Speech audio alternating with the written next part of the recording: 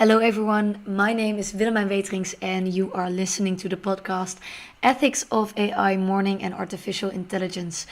With me here today is Madeleine Timmermann. Hi. And she's a spiritual caregiver who works in a hospice. And we will be here talking about in what way technology and specifically artificial intelligence can perhaps contribute to the mourning process. And a while ago, we organized a film and discussion event together. Yes, it was really a productive and fun event. Yeah, it really was. A year ago, And we did this in context of palliative care. And we watched and discussed the movie Marjorie Prime here. And in this movie, there is a hologram, and it's called a prime in that movie. And this has the same appearance as a person that passed away. And in this case, that is the husband of an elderly woman, Marjorie. And this prime, this AI, helps this woman to collect all the memories that she has from this person and from her own life. And the prime listens and talks and reacts and interacts with Marjorie and with the other people that are surrounding him. And the prime internalizes the conversation and so learns more about himself and his relations to others. And so he can be more and more like the husband that Marjorie once knew. Yes, by listening to us. Dus the prime collected data about us. Yeah, and the collection of our data through this prime, the collection of our personalities, and it is stored up.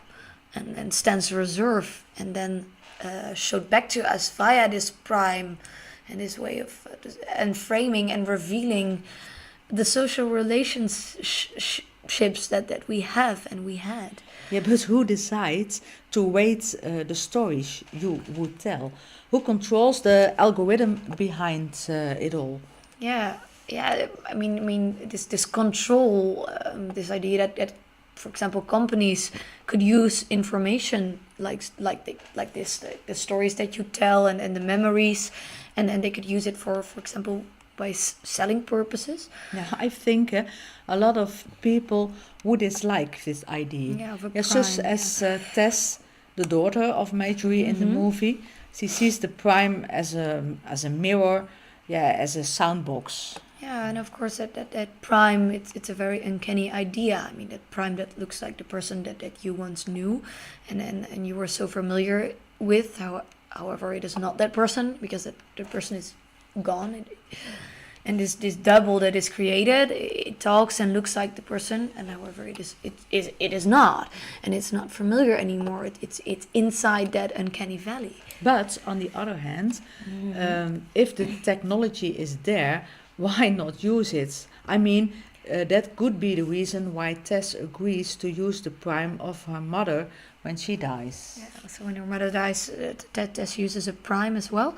And this technology that surround us, that calls upon us, this prime here, these primes here, and the urge that we must use it. It's just like the urge that I always have that I must watch on my mobile phone.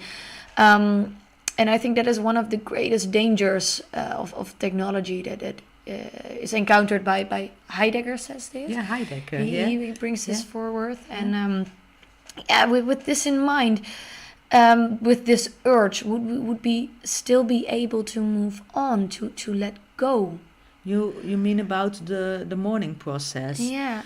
Yes, but that's Tess kills herself in the end. Maybe because of his confrontation with the prime of her dead mother, she couldn't move on. She couldn't let her go, maybe. No, and it's really a disturbing idea that technology has the power to make someone kill themselves, perhaps. But more disturbing about this technology of the primes, I found in this last scene of the movie, where multiple primes came forward to talk to each other, and they talked about a memory. And but not really a memory, for someone has told them this story. Someone told them this, so it's not really their memory. However, they present it as if it is their own, and they also contradict each other a bit in these memories. However, it is one memory, and they haven't been told the same version of this memory. But they come to somehow to an understanding of what must be the real version of this memory. And But then we ask ourselves the question, what is the value of these memories?